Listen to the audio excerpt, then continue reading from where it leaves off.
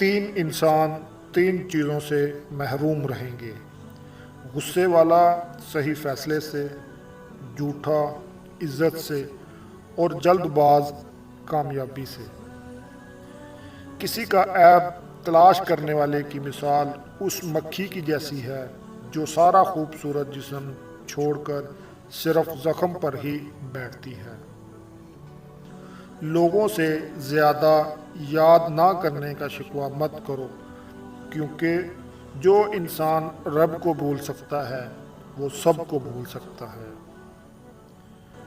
جو شخص تمہاری نظروں سے تمہاری ضرورت سمجھ نہیں سکتا، اس سے کچھ مانگ کر خود کو شرمندہ نہ کرو۔